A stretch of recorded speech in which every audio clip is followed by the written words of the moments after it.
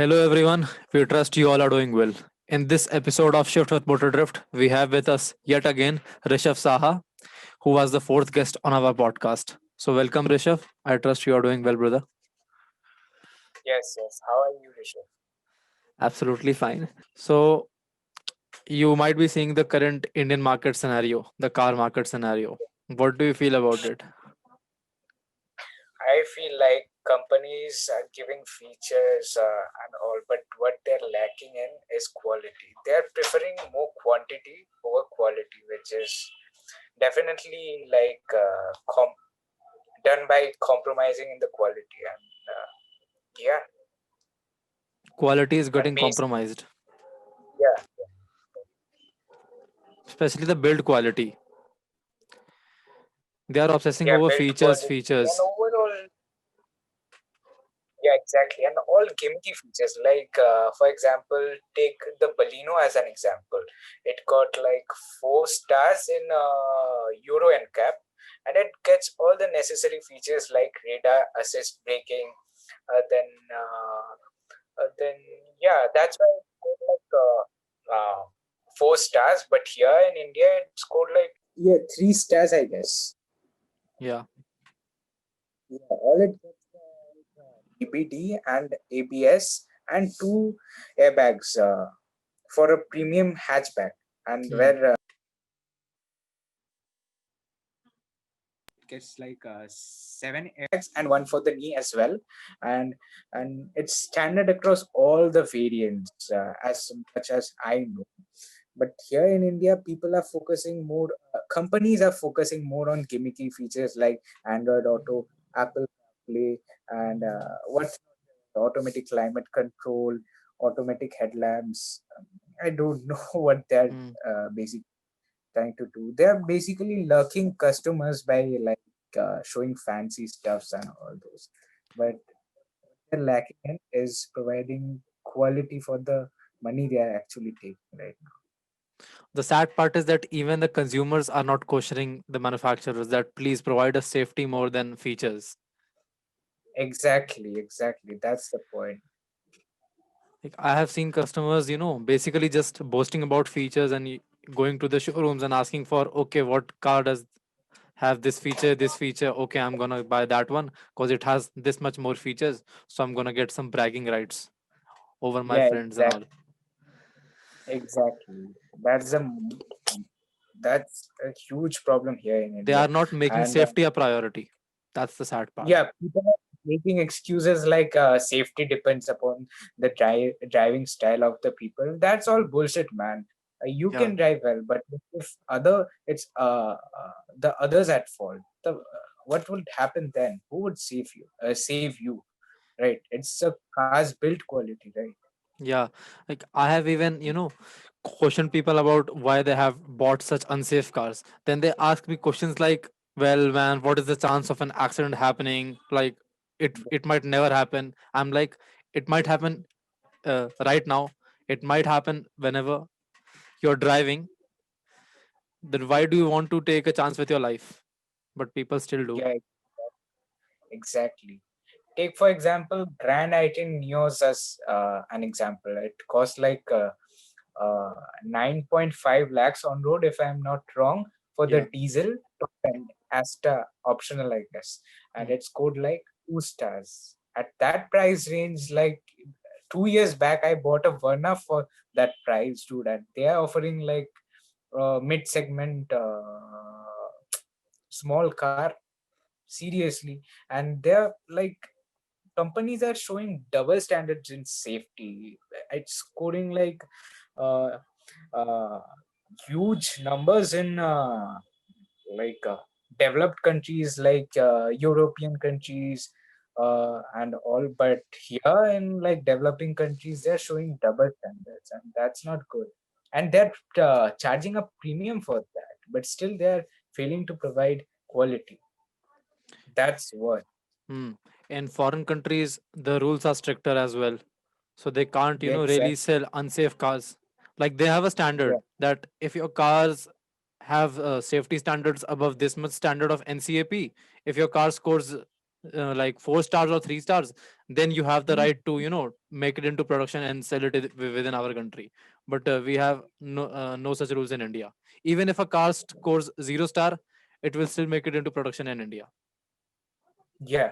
In 2017, I guess they passed the act that every car must be equipped with ABS, EBD, and I guess Airbags. parking sensor. Yeah, yeah, and airbags. So yeah, they implement the manufacturers did a commendable job by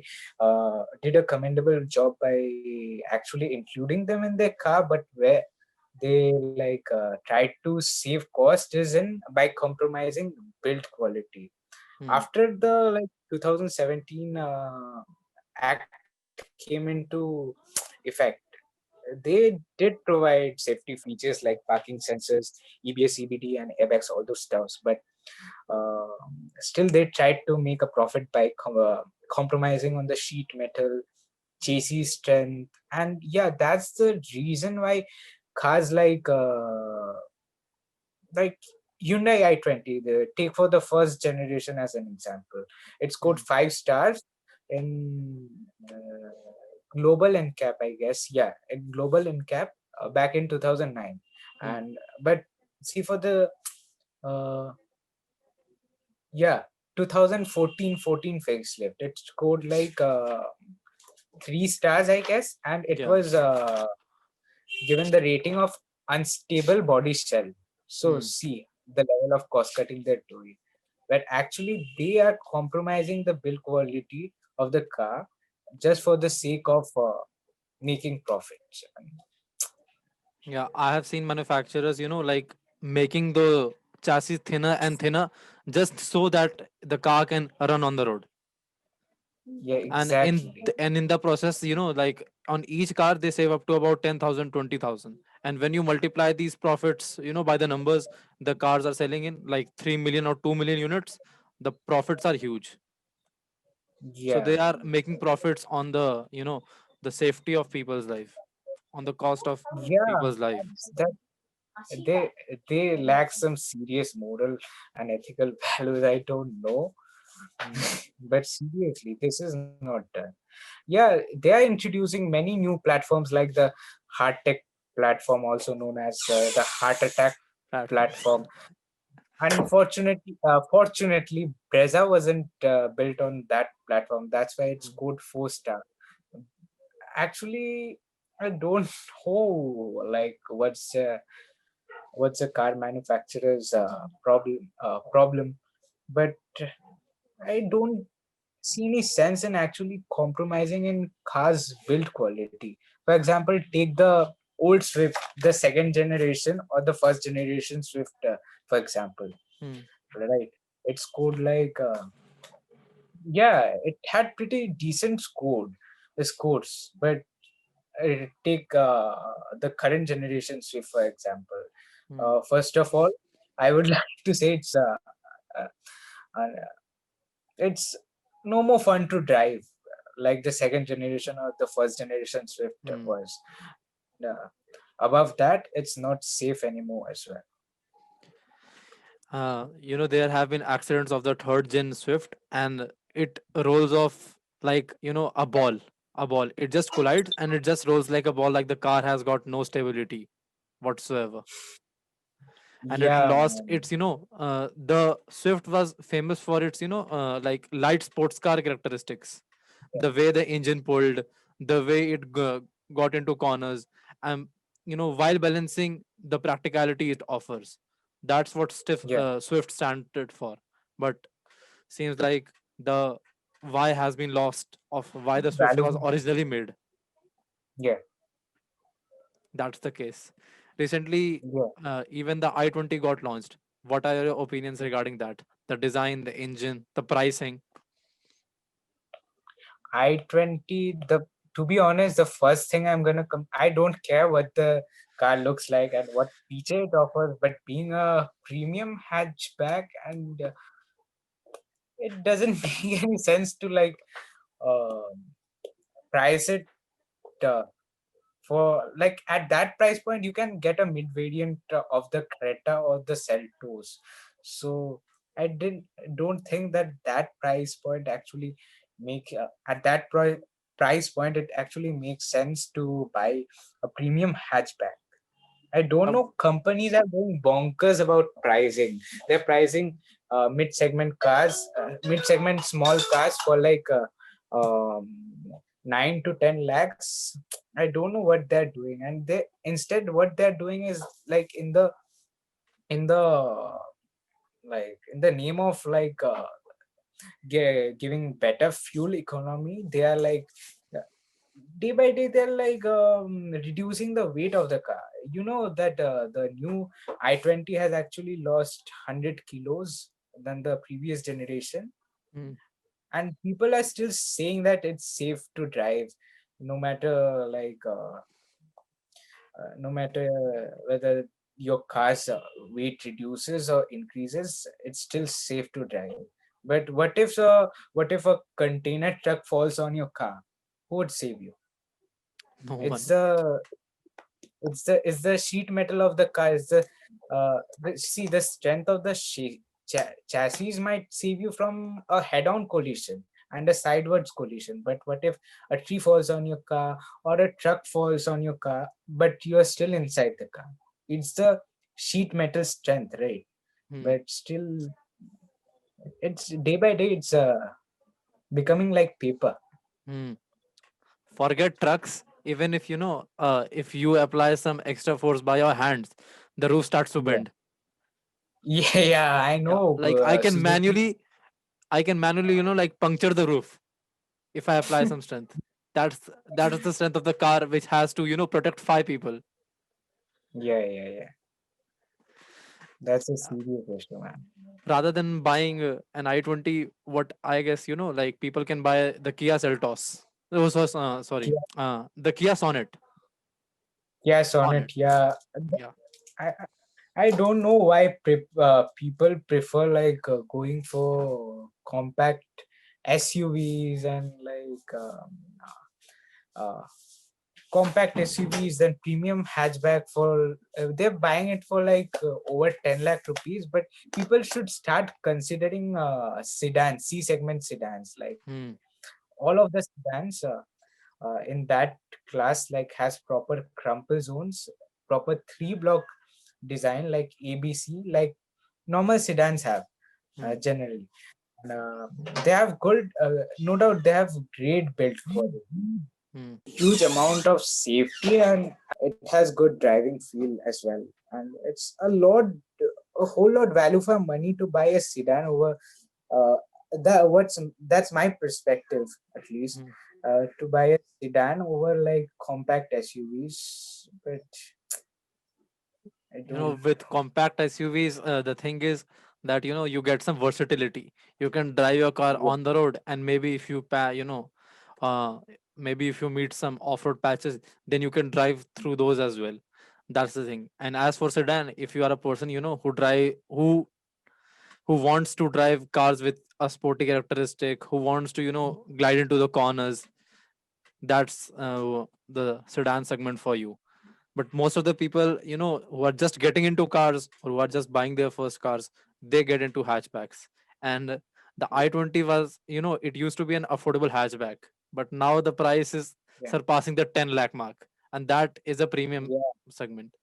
It's not yeah. an affordable car anymore. It was a proper value for money proposition, but now it's like going like absolutely. I don't know what's the problem with Hyundai. First, it was Maruti.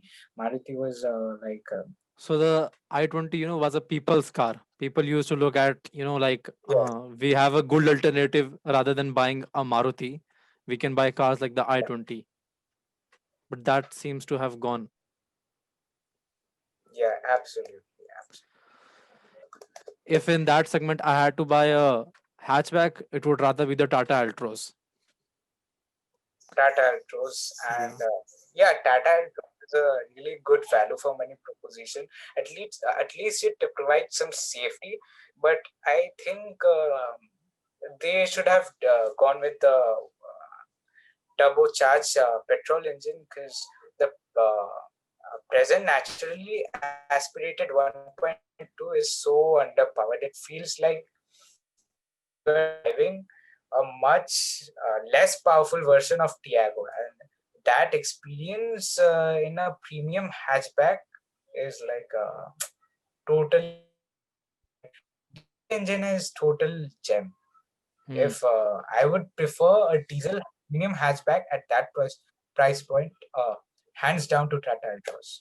I'll go for What it. they can do is now take the cryotech engine out of the Harrier, maybe slightly Yeah, detune it, and put it in the Altros.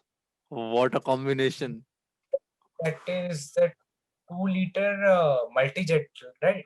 Cryotech diesel engine. Cryo. Yeah, yeah, yeah. That's the Fiat source 2 liter multi-jet, right? Yeah, it has got about 167 horsepower and about, I guess, 300 newton meter of Mhm. torque. Just imagine that. Yeah, It would be a proper hot hatchback if it got put into yeah, the yeah. Altros, because Like it has got Fiat the has design. done, Yeah. yeah. Fiat had done this experiment before to create a proper hatchback for Indian market by launching the Abarth Punto. It was pretty smartly priced. It was like priced for 9.45 lakh rupees ex showroom, but the amount of power it had, like it was barely 1300 kilos, but a small hatchback basically. But it produced like 145 brake horsepower, Yeah. and that's a whole lot of power for car uh, that basically is the same size of a Swift. Hmm. Enthusiast, But that, yeah, that was their dream hatchback to own. yeah, yeah, yeah. The Fiat had always like fed the consumers' desires. They had always not consumers. Sorry, not consumers. If they would have done that, they would have actually succeeded. But it's rather appropriate to say that they had fulfilled all the enthusiasts' desire by launching the Uno, the Palio. They were like gem of a car for enthusiasts. It had proper steer. It had like proper. It used to give like proper feel of like what enthusiastic driving was. That no, that was totally unmatched at that time. But there were like no people at few people to actually appreciate that, and that's why it Fiat like was forced to go out of business.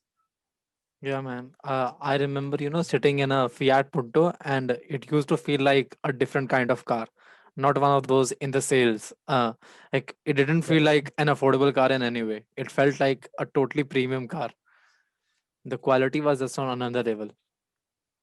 The Punto diesel, right? Yeah, Yeah, man. That was I wouldn't say at that time Swift was also doing well, but man, Punto was like built like a tanks. yeah, and the interior, it was so well laid out. I was like, man, this is a car which can, like, I can actually live in. It was so premium. Exactly. So But yeah, slowly the Fiat failed to keep pace with the market, and that's the reason of basically the downfall of the Fiat in India. you know what I think, that Fiat, in order to maximize their profits, they forgot to Yeah, adapt to the Indian market, what the people yeah. of the market were desiring and shifting towards. They stuck at their car models, and they didn't upgrade them as the market was desiring and the customers were moving, and thus the sales went down, and thus they had to leave India. No, the basically Fiat used to make profits with uh, in India. I'm talking about India Hmm. with their 1.3 liter multi-jet engine, which Hmm. was used, which is called the national, which has also earned the title of national engine of India because it has been like adversely used by manufacturers like Hmm. Maruti's and Tata's in the car, and it has s- truly earned the title of the national engine of India because Suzuki used to term it as DDIS, I guess. And Hmm. Like Yeah. they were selling million and million cars using that Fiat sourced 1.3 liter multi-jet engine, and even in Tata. And that engine was gem as well. It used to provide fuel economy. It used to provide proper punch, proper driving experience. So that's why I think that Fiat thought it was unnecessary to actually invest in cars, and they thought it was more better to invest in engines rather than cars. That's why they like neglected the total Hmm. car segment they had in India. Yeah. And Otherwise, they had yeah. proper. Yeah. Otherwise, Then the newer generation of Punto, all those cars, they could launch them in India and earn a few profits for themselves, but which they did not. And instead, what they did was invest on the engines, and hmm. which was not so bad of a plan for Fiat. But talking about the car segment, it totally failed. No, man, it really did. The sales went too low, and ultimately they had to exit. And one of the best Yeah, things, they had to. There was no. Yeah, yeah, one of the best things I liked about the engines was that there was no lag. You there stepped on the was. pedal, Yeah, you instantly got the power and the torque and the pull. The car just yeah. kept pulling. Turbo used to kick at like 2100 up turbo lag, but after the turbo lag, mid range was so strong, so strong, so strong, very Yeah, strong. it just kept pulling, pulling, pulling towards the red line. Yeah, yeah, yeah. It didn't stop. Like, and yeah, the one in Desire I'm talking about, that kick in that engine, Hmm. like proper. Recently, you have also might have seen, the Innova facelift coming in. Now, Toyota is Yeah, boasting newer that, face. yeah, they like their Toyota will be coming with a lot of features. Yeah, They basically want to rule the segment, but they are, pricing it like 1 or 2 lakhs above what they are currently pricing it now. So they are extremely overpricing it, just because they are adding some new features on the car, nothing else. oh, So what do you think about that? that the what so basically what do you think about the present generation Innova? Is it providing like um, all the upmarket features that its rivals are providing? It's priced as a segment, where there isn't much competition for it. Like Yeah, even the Kia Carnival, yeah, yeah, it costs like, it's a higher segment. Basically, it's the higher uh, yeah, it's the highest sibling segment. sibling of the Innova. The Innova is a car which can comfortably sit like 8 individuals, and like superb Yeah, engine reliability. Like basically, it's a family car. It's a great family car, and right now I think its pricing is great. But just because Toyota is adding some new features, it doesn't make sense to increase the price by 2 lakhs. exactly. Even I don't know what they're doing. They like hike the price for the BS6 after launching the BS6 variant by like 4 to 5 lakh rupees. Now it costs like almost 30 lakh for the Mhm. top trim Innova.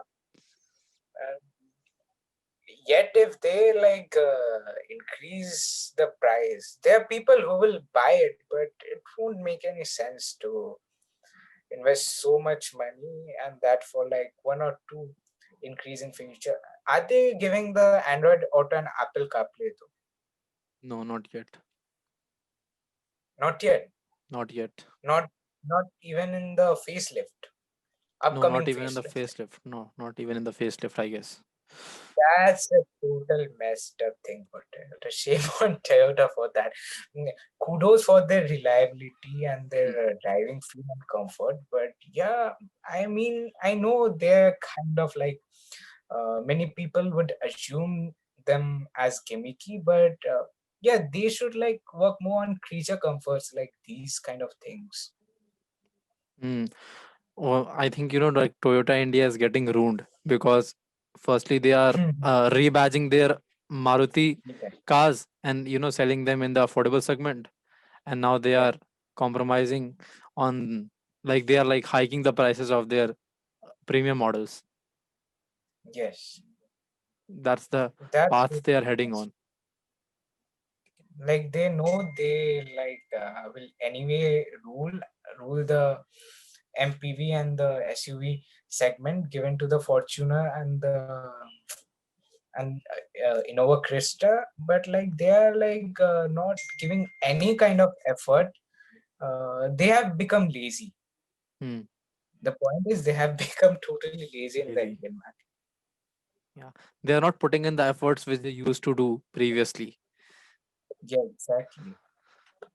One thing that can happen is that Tata is in January 2021, Tata is going to come up with the seven-seater Harrier version, the Gravitas. Gravitas, yeah. Yeah, what I think is if Tata gives it us a more powerful engine, or even the current engine that is in the Harrier, the diesel engine, which has got about 167 PS. So yeah, great Yeah. power, and like makes its way into the Gravitas and prices it lower than the Innova, then it will like annihilate the Innova from the market for sure.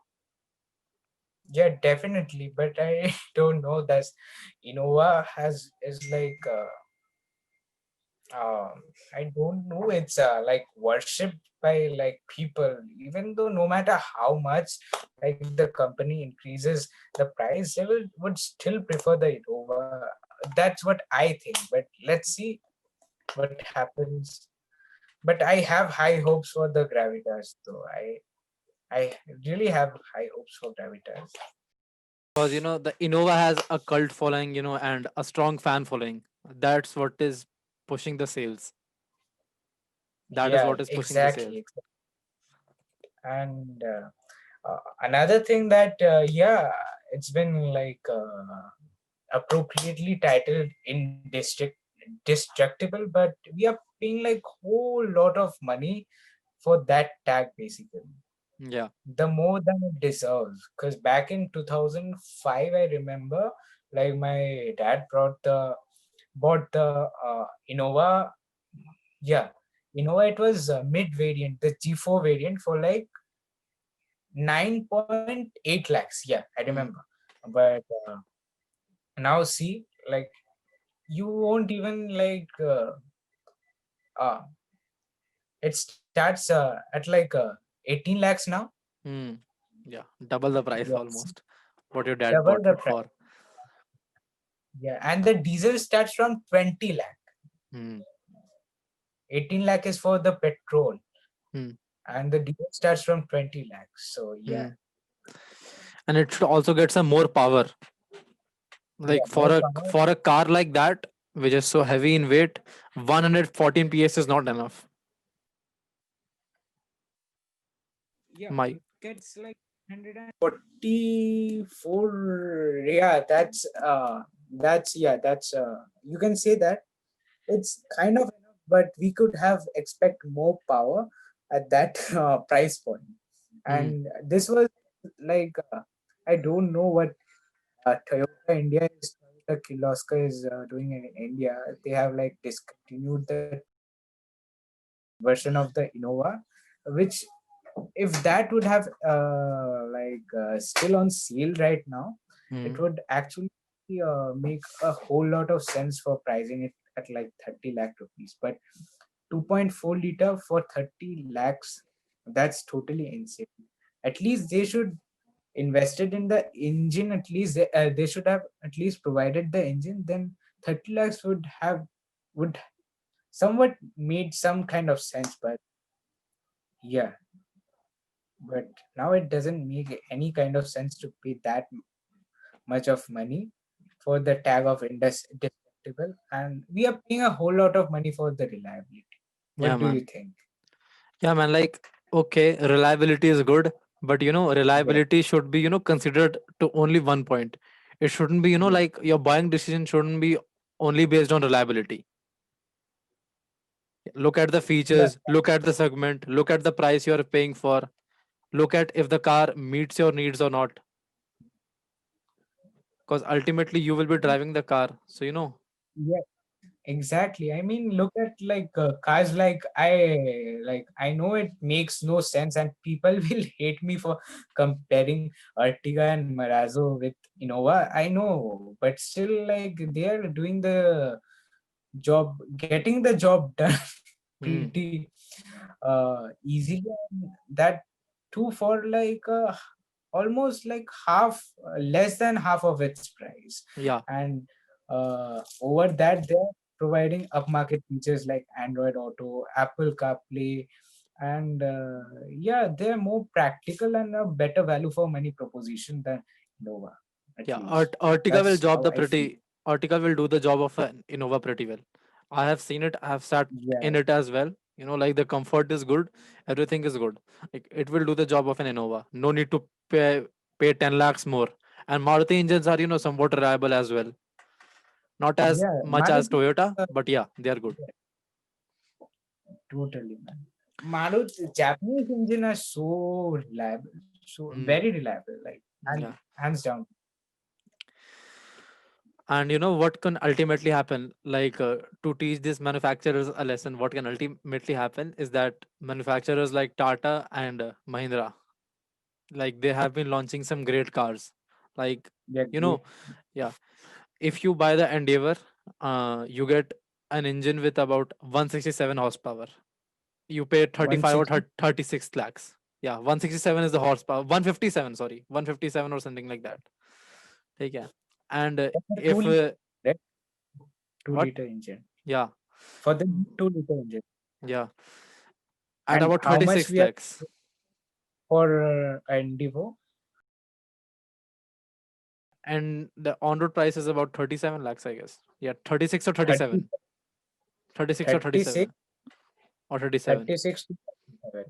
So the price has increased after launching the BS6, right? Yeah. So, like what can ultimately happen is that Indian manufacturers like Tata Harrier is giving the same amount of power at about 20 lakhs less. Just think about it. Yeah, More power actually. exactly. Yeah, 157 in the and Endeavor, 167 in the Tata Harrier.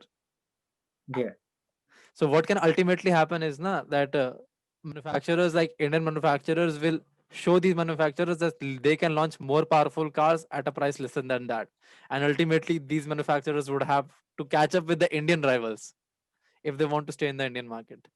That's what's exactly. The ultimately gonna Indian happen. Chronology are समझिए. doing. Yeah, yeah, yeah, yeah. But yeah, I don't know what's wrong with Ford. They were providing like they were better off with the 3.2 liter engine, and Yeah, man. cutting down like 1200 cc from your displacement affects a lot. Does affects a lot.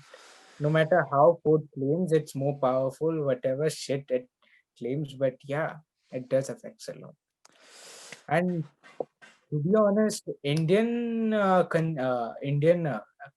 companies are Hmm. basically providing a better value for money proposition. It like balancing between features, safety, and Hmm. power, comfort. All they're Hmm. striking a perfect balance. That's what I like about these companies at the So, moment. man, thank you Mahindra, for being on the podcast yeah, again. Thank you for being on the podcast again. thanks, thanks a lot. Yeah, man. Appreciate you for taking the time out for this. Would you tell our Thank viewers to you. subscribe to the channel? Subscribe to the channel, guys. So, man, Thank you, it will be a wrap up. Shall we bro. say bye? Bye. Bye.